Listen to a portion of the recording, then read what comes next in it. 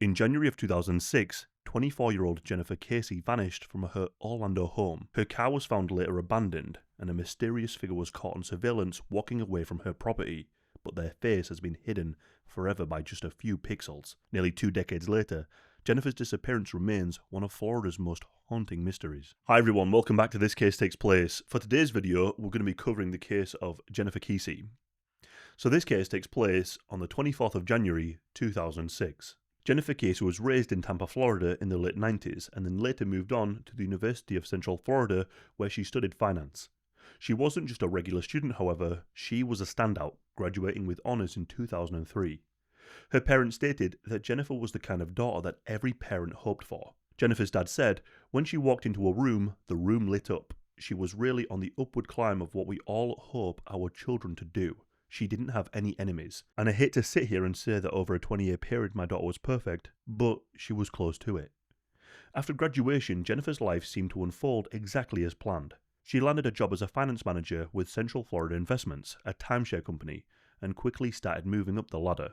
Promotions came very fast, 2 in fact in the first year. With that level of success followed independence. At just 24, Jennifer had done something that most people her age can only dream of. She bought her very first own condo in Orlando. Jennifer's place was located in the Mosaic at Millenia, which was situated in an area that wasn't the nicest part of town. The area was considered up and coming and had potential. The apartment was situated right next to a brand new shopping mall, which fit Jennifer perfectly as she loved to shop. According to her best friend Lauren, what drew Jennifer to the condo was that it was a gated community with security.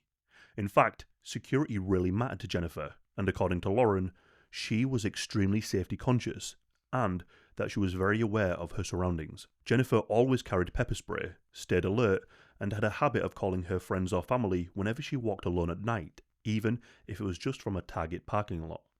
Although her condo was a shining emblem of her independence and bright future, it soon took on a darker significance. It became the last place that she was ever seen alive. Just days before Jennifer vanished, life was looking good. She'd just come back from a sunny getaway to St. Croix with her boyfriend, Rob, and a group of friends. While Jennifer was away, she let her younger brother, Logan, stay at her condo with some friends. On Sunday, January 22nd, Jennifer flew back to Miami and spent the night at Rob's place, Rob, her boyfriend. Early the next morning at around 6 a.m., she got in her car and made the 3-hour drive back to work in Oakey. That Monday night after work, she went straight home and checked in with her family over the phone. During that call, Logan, her brother, mentioned that one of his friends had accidentally left a cell phone at her condo. Jennifer, who was always responsible, promised to ship it overnight the next day. Her mum, Joyce, remembered that conversation vividly. She said, quote, Jen shared every detail about that trip. She was just really happy she was on a cloud. Later that night, at 9:56 p.m., Jennifer called Rob, part of their nightly ritual. They always talk before bed and again first thing in the morning, but that last call would turn out to be the final time Rob ever heard her voice. The next morning, on the 24th of January, Rob noticed something was off. He didn't get his usual good morning call or text from Jennifer. He tried calling her on his way to work, but her phone was sent straight to voicemail. At first, he brushed it off as Jennifer had a busy job. He figured maybe she was just running late, but after calling again and getting a voicemail a second time, he started to feel uneasy. By mid-morning, Jennifer's employer also realized something wasn't right. She had missed a meeting, which was completely out of character. At around 11 a.m., her father, Drew, got the call no parent wants. Drew recalls them saying, "Hey, Jennifer had a meeting this morning. It's not like her to show up. Do you know where she is?" Immediately, Drew tried calling his daughter, but the phone went straight to voicemail. He knew instantly something was wrong. Jennifer had always followed a family rule that if a call came from her parents or brother, she answered, no exceptions. But with no word from her, the Kesse family began calling hospitals and police stations. The condo manager at a condo complex checked Jennifer's apartment and reported that everything looked fine except that her car wasn't there. That was a turning point. Drew and Joyce jumped in the car and drove 2 hours from Tampa to Orlando. Logan got there first at around 3 p.m., with her parents arriving 15 minutes later. Inside the condo, it looked like Jennifer had been there that morning getting ready for work. Her suitcase from St. Croix sat in the living room and was still unpacked. In the bathroom, her pajamas were on the floor near the tub, her hairdryer and makeup scattered on the counter. A damp towel was tossed over the dryer in the laundry room and puddles of water sat under her shampoo bottles in the shower. Her bed looked slept in. On top of it, a couple of outfits were laid out, likely options for what she planned to wear that day. In a podcast credited to help in the search for Jennifer titled Unconcluded, Jennifer's mum Joyce stated in an interview that Jennifer was very excited about a pair of 9 West alligator high heels that she recently purchased. Those particular high heels were missing from her closet, and Joyce, the mum, noted that the pieces of clothing that she had put out on the bed and would have matched those shoes. So the only other items unaccounted for were her purse, her keys, her cell phone, and an iPod. And of course, her car. It looked like she had gotten ready, locked up, and left for work as usual. That's where the trail ended. Her mum, Joyce, said, quote, "She slept in a condo for sure, and I think she got up for work as she normally would. Okay, I'm going to work. I have a meeting. It's busy." Locks the door of her condo, and that's where the mystery starts. Her parents immediately contacted Orlando police, but instead of springing into action, the officers shrugged it off. They told the parents, Drew and Joyce, she probably had a fight with her boyfriend and needed space, so she'd be back. That assumption came partly from Rob, her boyfriend, admitting he and Jennifer had a minor spat the night before. Police even suggested she might have gone out to ship Logan's friend's phone in the post, something that made no sense to anyone who knew Jennifer's habits. Realizing there weren't going to be much help, the Kesses started knocking on doors themselves, talking to neighbors and calling around to local hospitals. So they were super proactive. They were desperate to prove Jennifer hadn't just taken off. It wasn't until 48 hours after Jennifer vanished that police officially opened an investigation. By then, those first crucial hours, which are the most important ones in a missing persons case, were already gone. Knowing every second counted, Jennifer's parents, Drew and Joyce, wasted no time.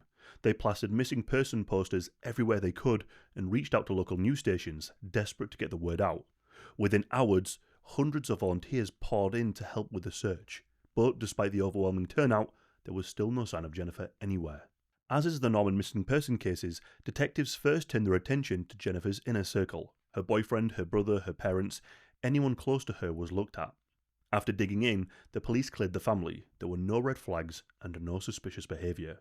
The police then tried to process Jennifer's condo, but they ran into some setbacks.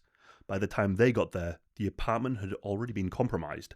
Friends and family had been there, and they had used it as a gathering point. And because of that, detectives never treated her condo as a crime scene. In fact, for the next 8 months, her family used it as a command centre. But then, something strange did turn up in Jennifer's condo. Her family found a man's navy blue v-neck sweater tossed into her laundry hamper. This didn't belong to Jennifer. It didn't belong to her boyfriend, nor was it her brother's, and it was none of her brother's friends either. When the family flagged this to the police, the response was indifference. The sweater was brushed off, and, unbelievably, it has never been tested, even to this very day. A neighbour also reported something odd. At around 7:40 AM on the morning she disappeared, she saw Jennifer's car swerving out of the parking lot, and it looked like 2 people were fighting over the steering wheel. The police told Jennifer's family that according to cell tower pings, Jennifer hadn't been at her condo on the night of the 23rd of January. They also claimed that both of her phones had their batteries removed from them at around 10:40 to 10:50 PM that night, completely shutting them off. But when Jennifer's parents looked at those very same records, things didn't add up. The ping suggested that one moment Jennifer's phone was in one spot, and then just seconds later, it was 20 miles away, which is, of course, physically impossible. Part of the problem here is the technology itself. Back in 2006, cell tower pings weren't nearly as precise as they are today.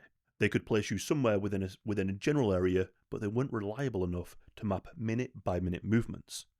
Although cell phone information was ultimately murky, what is confirmed is that her phone, bank accounts, credit cards, and social media went dark the moment she disappeared. And they have stayed that way ever since. Which makes me think she probably did have her phone turned off intentionally, like by someone else, because when you go to bed, you don't fully shut down your phone. You don't take the battery out. Yeah. It's a very common thing for people to do. Yeah. When, well, I guess abducting someone. Yeah. Batteries get taken out of phones. For sure. Yeah. So obviously, and that makes me think it happened the night before, not the morning after. So I know that the mum had said it looked like everything was in place, that she had just gotten up for the morning, gone to work, and then left. But if the phone was shut, powered down, and the battery removed or whatever at 10, whatever it was, makes me think The night before. she was actually abducted the night before. Mm-hmm. That's my theory anyway. That's what that suggests to me. 2 days after Jennifer vanished, finally there was a break. A local news broadcast ran a segment about her disappearance, and it showed images of her missing Chevy Malibu, and someone recognised the car. They'd seen the car abandoned at the Huntington-on-the-Green apartment complex just a mile or so away. When the police arrived, there it was, Jennifer's car. A DVD player and valuables were still inside, so robbery was ruled out as a motive. Inside, forensic investigators found Jennifer's fingerprints, a small fibre, and a large boot print near the gas pedal. Police suspected that someone had thoroughly cleaned the car before ditching it. Although the interior was quite sterile, the outside of the car painted a much darker picture. Photographs were taken of the car shortly after it was found, and also showed markings of some kind of struggle across the hood. Handprints smeared across the top of the car, almost like someone had been forced down it. Jennifer's father Drew described it this way. It looked like someone was thrown on the top of the roof of the hood, arms spread out, and then dragged back almost off the hood to the point where you can see the fingerprints scrabbling down the hood. That's so eerie. It is right, yeah. It appears as if Jennifer was fighting for control before being overpowered against her own car.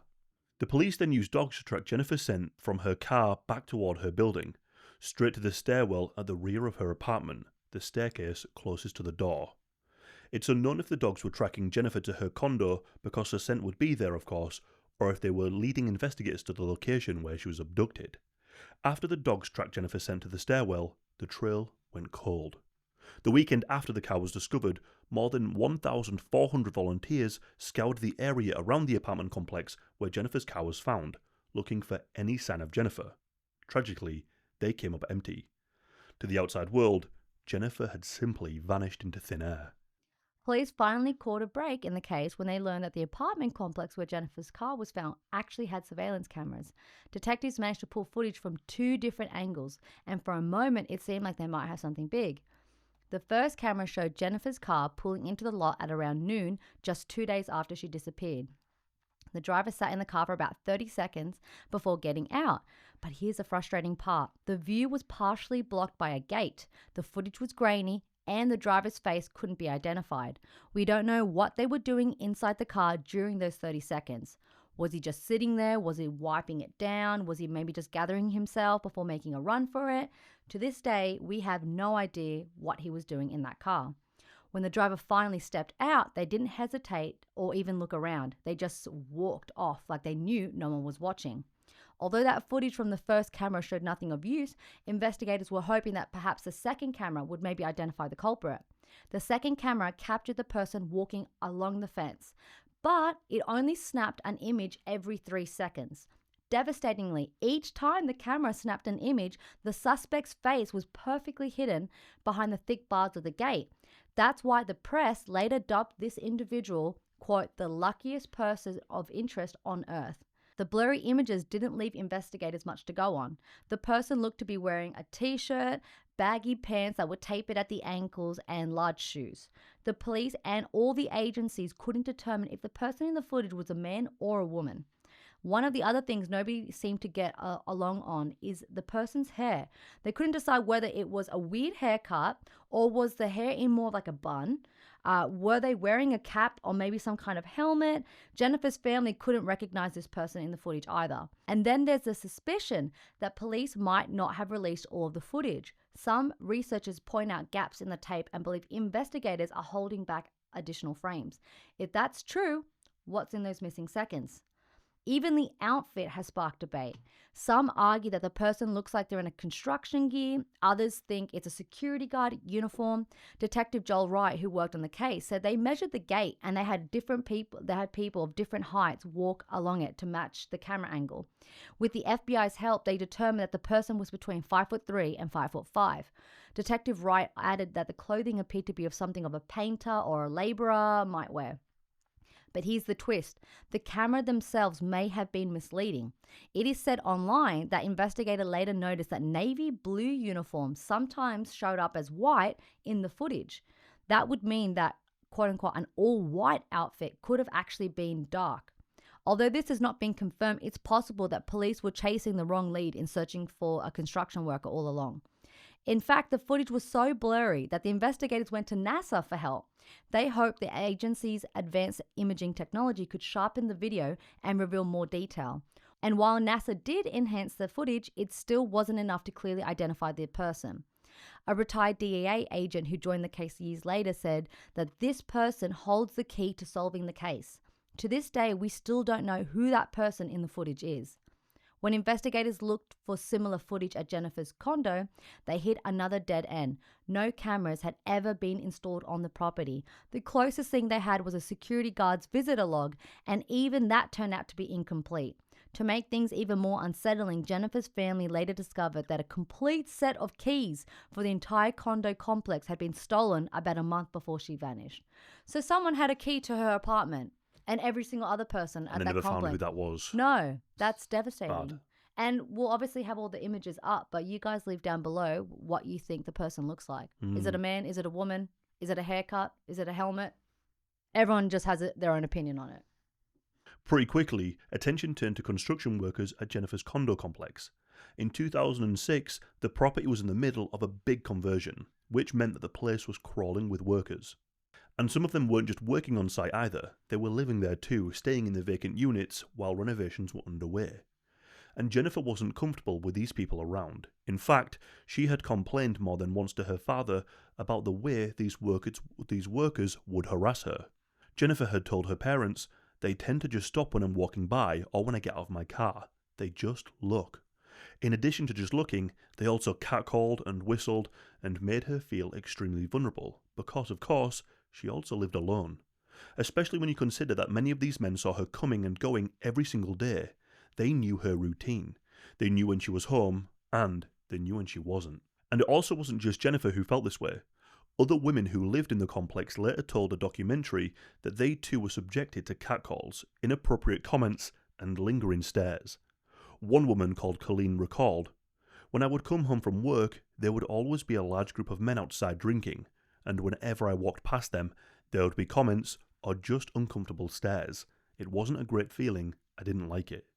Now, Jennifer wasn't naive. She was described as bright, kind, responsible, and, most importantly, very safety conscious. Friends and family all said she took her personal safety extremely seriously.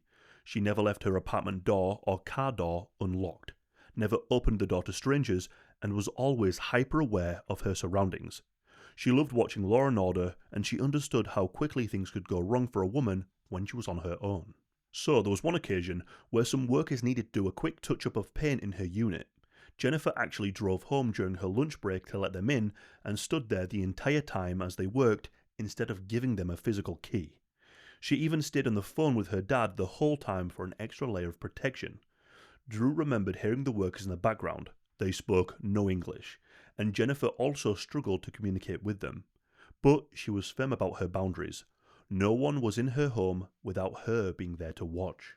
After Jennifer's disappearance, Drew learned that one of those very workers had been arrested and jailed for another crime. When investigators asked him if he had ever had contact with Jennifer, this worker said yes, and that she was a nice girl. He also claimed that the last time he saw her, she had told him and his co-workers to lock up before they left. But here's the thing. Anyone who knew Jennifer knew that she would never just hand over keys, not even just for a few hours. She didn't want anyone else in her home while she wasn't there. That detail flies in the face of everything we know about how cautious she was. So why would this man say that? Even more disturbing, on the night she vanished, Jennifer was on the phone with her dad when someone knocked on the door. Jennifer refused to answer. She brushed it off later, saying that it was probably just a neighbour, but to this day, nobody knows who was on the other side of the door. After Jennifer disappeared, her brother Logan even tried talking to some of the workers himself. He later said that they were uncooperative, and he had the distinct sense that somebody knew more than they were letting on. The police tried to speak to these workers, but they had a tough time with questioning them, as many of them were undocumented migrants, so language posed a huge barrier. Once word spread that investigators were poking around, many of these workers soon scattered. Others were interviewed, but there was literally nothing to go off. This is the Orlando police. I am confident there would be people on the police force who can speak Spanish. Absolutely. Yeah, good point. Oh my God. Yeah. Let alone just bring an interpreter. I don't understand. Easy fix. How is that? Good point. I didn't even think of that. Yeah. I was like, yeah. And this is like an area with a lot of Spanish speakers. Mm-hmm. Yeah, absolutely. So, although the years passed without answers, Drew and Joyce never stopped fighting for their daughter. At one point, they even came up with a creative idea to get Jennifer's face in front of as many eyes as possible. They had her photo and information printed on decks of playing cards that were distributed in local jails. This is a common tactic. The hope was that maybe someone behind bars would know something. And in a way, it worked. An inmate at the Seminole County Jail, a man named David Byron Russ, reached out to Drew claiming he had information. Russ wasn't just any inmate, he had been serving time for the murder of a 58-year-old woman. Police didn't take him seriously and refused to meet with him, so Drew went himself. Sadly, the lead went nowhere. Russ had nothing really to offer, just another false hope in a case already drowning in them. By 2010, things weren't looking good. Detective Joel Wright, one of the few investigators who had really dug into the case, was reassigned. Jennifer's family pushed to have her case declared cold, which would have opened up more resources, but the Orlando Police Department refused. They insisted it was still an extremely active case, even though progress had stalled for years. Isn't that the definition of cold? Yeah. Like, there's no Honestly. more. That's literally cold. Literally. So anyway, in 2006, the state of Florida finally declared Jennifer dead. For her parents, that was a devastating moment, but it also gave them leverage. They filed a lawsuit against Orlando Police Department to gain access to her case files. The police chief gave his team 6 months to turn up something new, but they didn't. So in the end, the department agreed to hand over everything, 16,000 pages of documents and 67 hours of video and audio. But it came at a cost, over $18,000 from the Kesse's pockets. And there was a catch. Once the files were handed over, OPD, Orlando Police Department, stepped back entirely. They would no longer lead the investigation. It was now officially in the hands of Jennifer's family. So they just took over the entire investigation on their own, funded the whole thing from here on out. What they discovered in those files was devastating. There were no records of investigative work being done between late 2012 and 2019. 7 years gone. No follow-ups, no leads documented, nothing. So I believe this means that probably the police did do something, but they didn't document anything that they did for 7 years. How bad's that? For 2012 as well. Yeah. 2017. That's so recent as well. I know. Absolutely insane. For 7 years. So at that point, the Kesses brought in their own private investigators, former DEA agent Mike Toretta. Toretta described this case as a puzzle, one that had to be put together piece by piece. But he also pointed out what many suspected. There'd never been one quarterback on this case. A lot of information that could have been developed wasn't in the most critical hours. From there, however, Drew built a team of 13 former law enforcement officers, including ex-Secret Service and FBI agents, to keep pressing forward. The Kesses and the private investigative team were able to generate some momentum, but not all of it paid off. In 2019, investigators searched Lake Fisher after receiving a tip that someone had been in a pickup truck dumping a large rolled-up carpet into the water around the time Jennifer disappeared. So it's super suspect. Dive team spent 2 days in the lake, but came up empty. Even in 2024, sonar scans turned up nothing in that lake. The family would update the public on the status and leads of the case via the website jenniferkesse.com. So, although the family led the investigation themselves for many years, in 2022, the family brought in the Florida Department of Law Enforcement to assist Toretta and his team. So, just to summarize, they took over the case. They were doing it all themselves. They hired a private team, a massive 13 team. But then in 2022, they handed over the reins to the Florida Department of Law Enforcement. So the plan was to retest physical evidence and revisit old and new witnesses. For the Kesses, this was both a relief and a heartbreak. They admitted it was hard to take a step back and let others take the reins, especially after years of being left in the dark with the Orlando Police Department. Since then, they've re-interviewed more than 60 people and gone back over old evidence, including DNA. According to the father, Drew, the agency has been tight-lipped about what they're doing, and they've been very hush-hush. He said, quote, almost like the FBI when it comes to that stuff. But one thing is for sure, we truly believe that at this point, Jennifer has the best chance she's ever had with law enforcement. Which is obviously a very powerful statement, especially considering the case has been basically cold for nearly 2 decades. For years, every lead ran cold, but just recently, Drew got a call that changed things. The new police department told him that investigators had obtained new DNA, and with the help of a list compiled by the Kesse family and their own team, they've now narrowed down their persons of interest. So hopefully soon we should get an update. Drew is also hopeful that advances in artificial intelligence could be the key to finally identifying the mysterious person of interest caught in the first surveillance footage walking away from Jennifer's car. At the heart of it all, however, Drew's obviously goal hasn't changed. He even says, I want to know where Jennifer is, dead or alive. We don't care when, we don't care how, and frankly, we don't even care who. We just want our daughter back for the good or the bad. We miss her every day. So even with this new department in control, the Kesse's family haven't slowed down. Their independent team continue. So imagine how much this costs.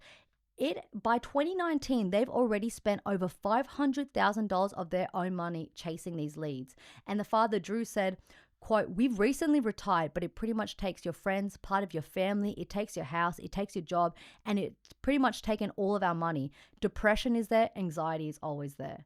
Which one thing of this case that's like overwhelming to me is how much, obviously not all family have the resources that the Kesse's had, but they have privately, paid a team of 13 people. Yeah, it's incredible. To figure out what happened to their daughter. Like, how many people would love for their parents to care about them that much? Yeah, my God.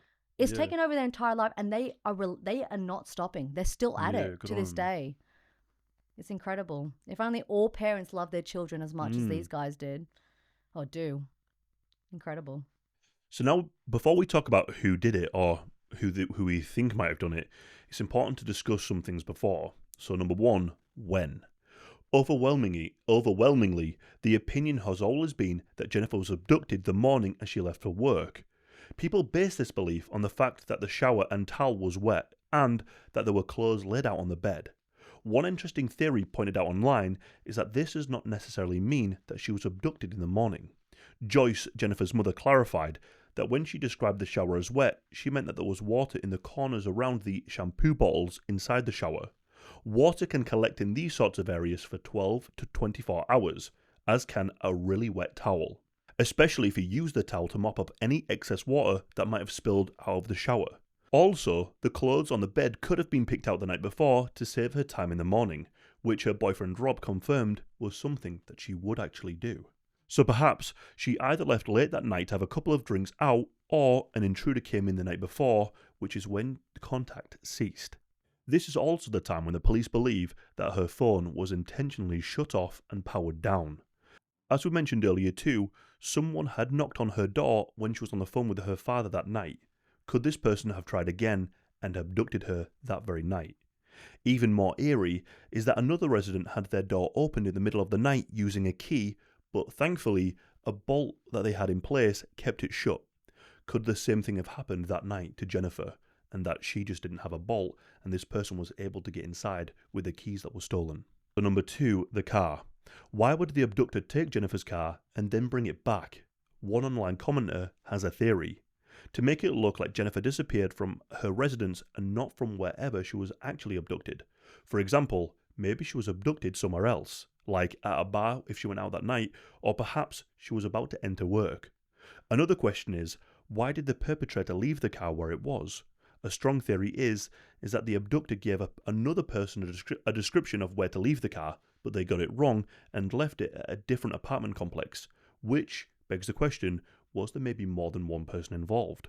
I think that's plausible. Why else would he leave it at the car at that complex? Weird, right? Yeah. It's such an odd spot. It's an easy mistake to make too if there were two people involved. Yeah. Crossed wires and all that. Yeah. So now we get to who did it. The first person in a missing woman's case is usually always the husband or partner, so it makes sense that investigators immediately look to Rob first of all. When Jennifer's car was discovered abandoned, police brought Rob to the scene. Investigators wanted to see his reaction when they popped the trunk, almost as if they were expecting a big reveal. It seems that Rob behaved as was expected and didn't shy away. He cooperated fully, sitting through multiple interviews and even providing DNA samples without hesitation. According to cell phone records, his phone pinged from his home in Fort Lauderdale, nearly 3 hours away, between 10 p.m. on January 23rd and 8 a.m. on the 24th, which was the critical window of Jennifer's disappearance. So now officially, although police have never ruled anyone out, it's at this point that it's believed that Rob was definitely not involved. So then, if we're not looking at her current boyfriend, they then looked at previous boyfriends. So there's Jennifer's ex called Matt. While her current boyfriend Rob was cleared, rumors swirled that Matt was also still in love with her. On the night of January 23rd, the night that Jennifer vanished, Matt was reportedly at the Blue Martini, a popular bar across the street from her condo complex. That proximity, combined with gossip about him wanting to rekindle things, made him a person of interest in the court of public opinion. But here's the thing. The Kesse family has never believed Matt was involved. He had an alibi, showed up for work the next morning, and nothing concrete tied him to Jennifer's disappearance. Still, one strange detail lingers. Matt agreed to take a polygraph but was never actually given one. For whatever reason, the police never followed up. So was it Orlando police being incompetent again? Or was it the fact that they were like, it really doesn't seem like this guy's involved? One of the darker theories is that Jennifer may have been a victim of Israel Keyes, a notorious serial killer known for his meticulous planning and ability to virtually leave no trace. Also, Keyes had no victim profile. Men, women, couples, young, old, it didn't matter to him. He also travelled across the US specifically to commit crimes, often taking his victims' cars and then later abandoning them. Keyes also had family in Orlando, placing him within reach of Jennifer's disappearance. In fact, many police departments have revisited their cold cases to see if Keyes had any role in them. Officially, there's no evidence linking him to Jennifer, and we may never know, as Keyes died by his own hand in 2012. But there are some eerie parallels. When he abducted a barista called Samantha Cohen in 2012, he removed the battery from her phone. And we know that both of Jennifer's phones had their batteries pulled out. In another case, he kidnapped Bill and Glory Courier, used their car, and then dumped it near their home. Again, an unsettling similarity to Jennifer's car being abandoned a mile from her home.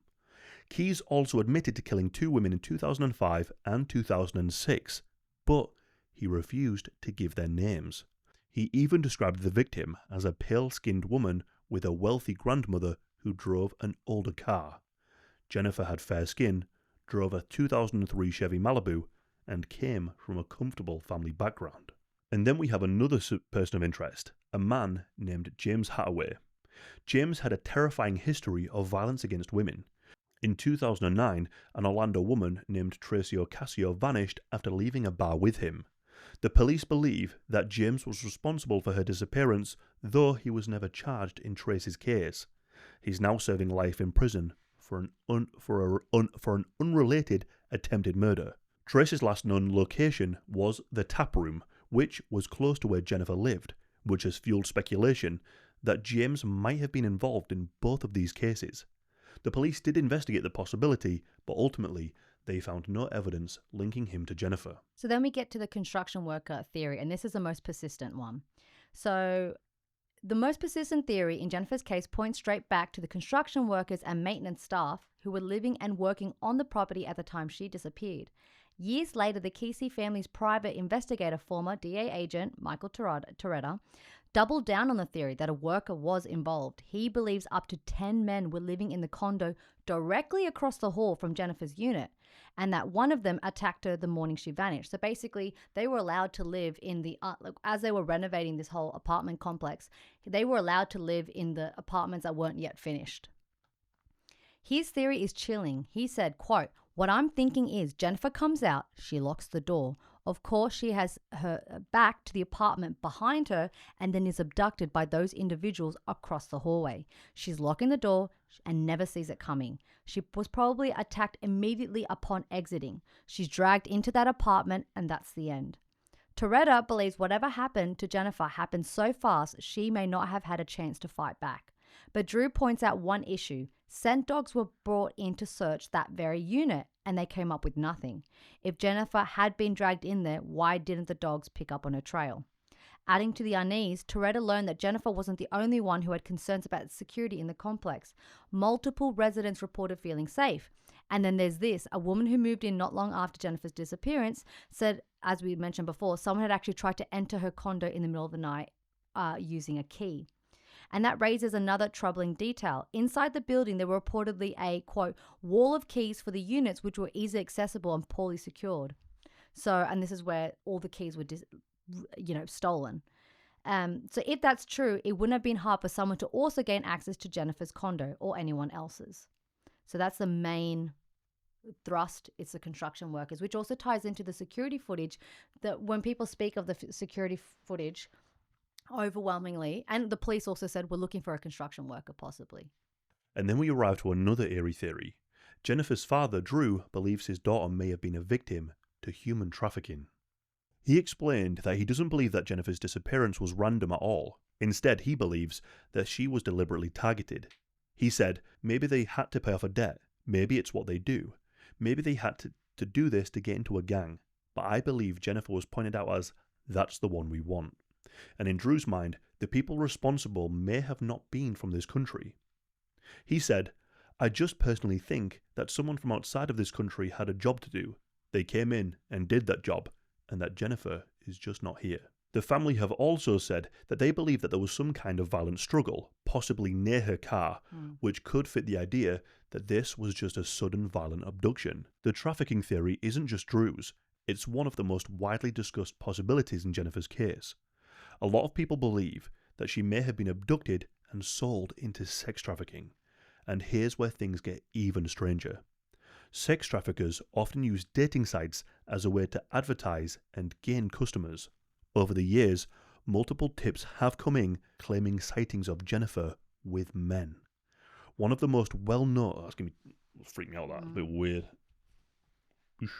One of the most well-known came from a jewelry store in Tennessee. A worker there said that someone in the winter of 2006 or 2007, she saw a young woman who looked just like Jennifer. The woman was being held tightly by the wrists of a man. The employee thought it was strange, but she didn't report it until 2017, a full decade later. Adding to the mystery, there are even dating site profiles that allegedly placed Jennifer in Tennessee at around that time. Could it be that she was being trafficked here? Could she have been forced into a life where she was moved from place to place, hidden in plain sight? If that's true, that's terrifying. That's giving me chills. My God. It makes sense as to why the parents are relentless. They just because if there's any possibility your child's out there and people are saying, I've seen her in another state, it's just like it'll haunt you. As you said, it's completely consumed their entire life. You spend every penny you had to get someone out of human trafficking. Yeah. Jesus. Easily. So then this is where it gets really, really strange. And there's a twist after this. So I found the following comment on discussions of the CCTV footage and it made me consider. I've always thought that the guy in the video looks like he was wearing khakis and a white or light colored polo shirt, not a workman's outfit. It looked like a business casual for that era. I think it was someone she knew somehow.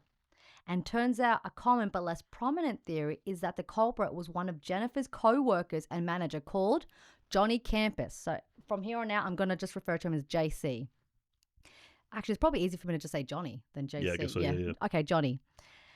Johnny was openly interested in Jennifer and made sure everyone knew it. He wanted a relationship with her, but Jennifer was clear she had a rule about not dating co-workers, let alone married ones. Johnny was married. Johnny reportedly flirted with Jennifer often and even asked her out on a date multiple times. Unsure of how to handle it, Jennifer turned to her dad for advice. Drew told her to address it directly but professionally, take him to lunch in a neutral setting and let him know she wasn't interested. Jennifer followed that advice. She invited Johnny to lunch in the company cafeteria, told him plainly she didn't date co-workers, and according to those who knew the story, Johnny seemed to take the rejection well. But his behavior around the time of her disappearance has raised eyebrows. On January 23rd, the day Jennifer returned from vacation with her boyfriend Rob, Johnny called into her office. He asked her how her trip was. Jennifer, glowing from her time in St. Croix, talked about how much she enjoyed it. But instead of the polite small talk you'd expect, Johnny reportedly reacted with visible anger and annoyance. Co-workers also recalled that Johnny made negative comments about Rob, clearly not happy about Jennifer's relationship. Then came January 24th, the morning after Jennifer disappeared. Johnny didn't show up to work until noon. When he did arrive, one employee called Adam later claimed he was sweating, nervous, and generally unsettled, and his remarks about Jennifer's disappearance was disturbing. He allegedly said she's probably eaten up by crocodiles by now. Police did look into Johnny, but here's where things get crazy. In 2010, Adam, the other co-worker, filed a complaint against Johnny as he began harassing Adam about following up with the FBI on information he provided about Jennifer. So, the employee who filed a complaint in 2010 is the same one who provided much of the information against Johnny. May not have been as reliable as he appeared. So the Adam character. So Adam's come out and said, yeah, this guy Johnny, he's the manager. He was obsessed with Jennifer, has this whole, everything we know about this Johnny Campos guy comes from this Adam person who allegedly said this, right? So it turns out Adam may not be the reliable one. So Adam was actually the one obsessed with Jennifer, apparently. Not Johnny. Apparently other people at the workplace even described Adam as creepy. And some of his own words raised questions. He admitted that in one small exchange with Jennifer, he complimented her appearance. Afterwards, when he saw her laughing with Johnny, he immediately convinced himself they were laughing at him, at Adam, a possible sign of paranoia or some kind of fixation. He also confessed that when police first contacted him, he nearly had a quote-unquote heart attack, fearing that they would assume he was an accomplice to Johnny just because they sometimes hung out at work, which is the biggest overreaction and super suspect anyway. The moment the police came to ask him a question, oh my God, I'm having a heart attack, and then covers it up being like, oh, I just didn't want to be brought into Johnny's conspiracy. So like super weird overreaction. Even stranger, in his complaint against Johnny, this employee claimed that Jennifer was romantically involved with Johnny, something that flatly contradicts everything we know. Jennifer was very much in love with Rob, and we know she specifically asked her father how to reject Johnny's advances. He also wrote that Jennifer went on a cruise with Rob, when in reality she had gone to St. Croix. Details like this make his account feel very shaky. And yet this same employee was heavily involved in the aftermath of Jennifer's disappearance. This Adam guy, he spoke with her parents, offered condolences, and even inserted himself into conversations about the case. Maybe he was just trying to be kind, but in true crime, we know it's not uncommon for offenders to insert themselves into the investigation itself, trying to stay close to the family, the police, or the case itself to monitor what's being said. And according to online discussions, Adam was ultimately fired as a result of his alleged false allegations against his manager, Johnny. He's come out saying, yeah, Johnny's super suspect. He arrived really late on the day that he disappeared. He arrived at noon. He was disheveled. He was actually having a relationship with Jennifer this whole time. So he was allegedly fired for everything he said. But get this. So Adam also lived just 6 minutes away from where Jennifer lived, which adds weight to the idea that he may have been involved in some way. Once again, the plot then thickens. Online forums actually mention that this person, Adam Frank, is actually an alias, and that his real name is Francisco Javier Aragon. Francisco now lives in Colombia. More relevant to this case is that there's a suspicion that Francisco's brother or cousin lived and worked at Jennifer's condo as one of the construction workers. Oh my God. Right? Yeah. It all ties in, possibly. So this really ties in. Yeah. So what if this Adam guy has just to completely take off the heat off himself, come out and said, yeah, she was having an affair with like our manager, Johnny, and like that there was all this suspicious activity. And then turns out the whole time he was a really big freak. He was really into her. He was obsessive. And then he had connections because like his cousin or brother or whatever it was lived at the complex, and them two together, two people, did a hit on her. And he's now fled to Colombia. That's damning, isn't it? Right? That's very damning. And now this is all online speculation. This isn't like confirmed by police or anything. This is all what people are saying online. But I mean, come on. That's pretty intense. It's not the first time that people online have solved things. Yeah. Sometimes people online do a better job than the police do. Exactly. And then also, Jeez. if you don't have enough evidence against someone else, this is all, this could all be true, but if you don't have enough evidence, the police can't officially arrest someone and prosecute, unfortunately. And Sometimes especially if he's in Colombia, they can't get to him now. Yeah. Sometimes when things are even so obvious and concrete, there's still sometimes nothing you can do. So for me, I feel like the theory that I've got in my head is that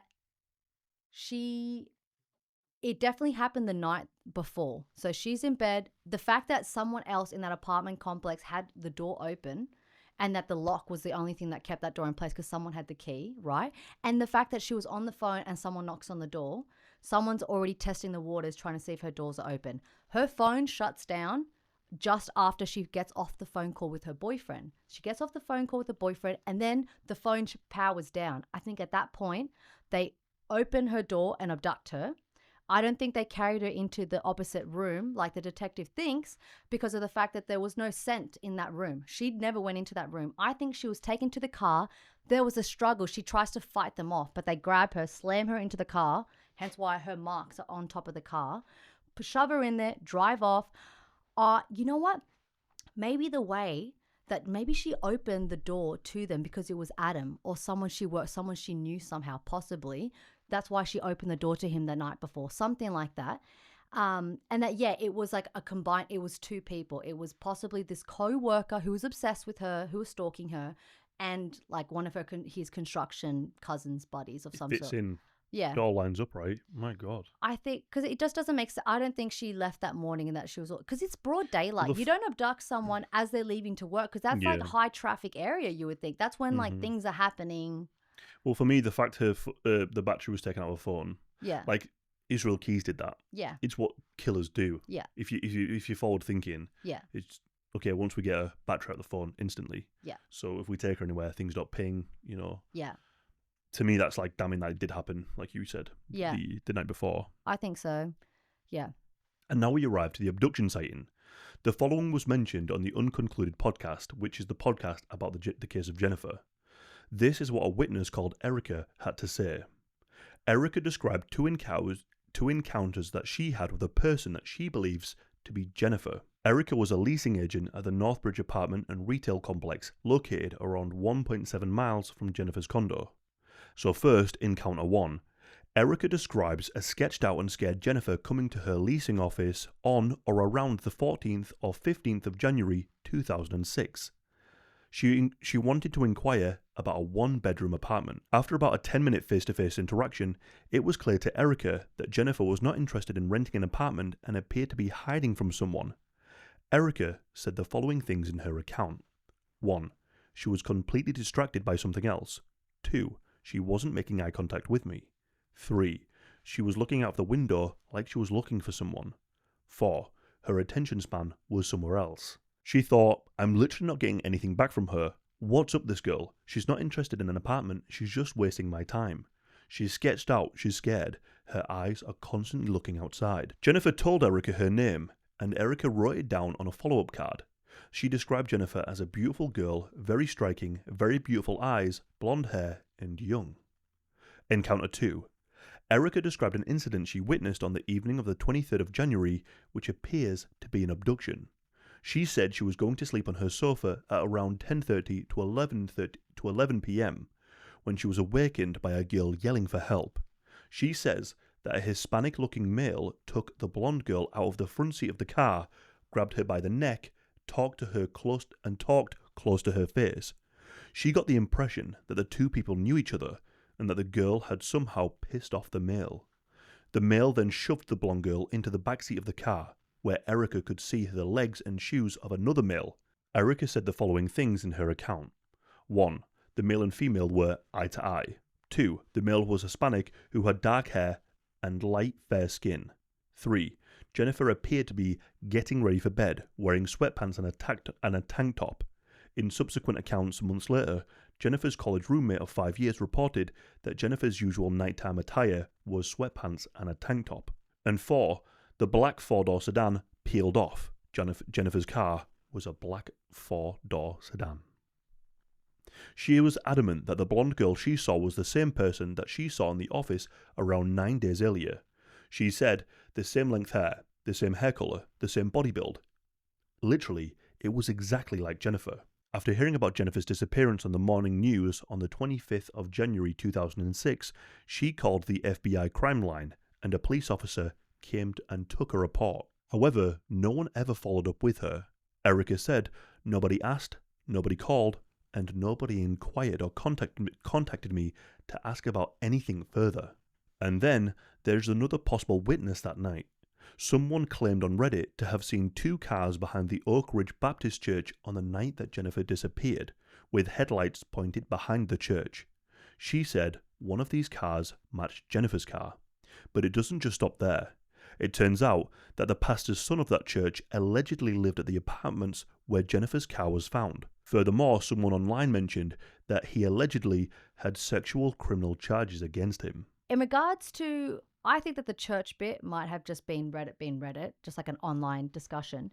But Erica, I think, might be onto something because she was also almost like a verified witness in a way because she was on the official podcast and she had even tried to reach out to the FBI, but they never came back to her. She had like a legitimate lead. And again, she mentioned A, that there was an abduction around the car. B, it looked like she had known that person in the front seats and that this person was really angry. And C, that he was Hispanic. So again, back to my theory or the people's theory, that Adam guy who was actually called Francisco, I was just remember how she had her brother Logan at the house her brother was staying at the house while she was at St. Croix with his mates. What if this guy, let's just call him Adam, it's easier than saying Francisco. What if Adam saw the brother and the boys at her apartment and figured that she was maybe having an affair or like somehow saw that and got really jealous and that he confronted her at her car, hence why it seemed like Jennifer knew this other person. He lost his temper at her, exploded, and then shoved her into the back seat where someone else was like ready to call her type of a thing. Because again, the Erica saw someone Hispanic. And then also, again, the video footage showed someone who was kind of short, 5'5"-ish, which I mean, I'm like, Hispanic, and like my family members are on the shorter end. It's not like Australians or Aussies who can be really tall. It all lines up quite well, right? Yeah. Especially that the whole Adam thing when we were reading through that. Yeah. That felt pretty damning to me. Yeah. His real name is Francisco something, and he fled to Colombia after getting fired. If that's all true. It's all allegedly at this point. Yeah. What a fascinating case, my God. Yes. Really wild. Yeah. So that's the case of Jennifer Kesse. So thank you very much for watching if you made it this far. And please consider subscribing. And if you want to as well to help the channel, check out our memberships. We've just launched memberships. So consider subscribing to that and helping out the channel. Thank you. Thank you very much for watching. Let us know your theories below. Yes, please. And take care. Thanks for watching. Bye-bye. Bye.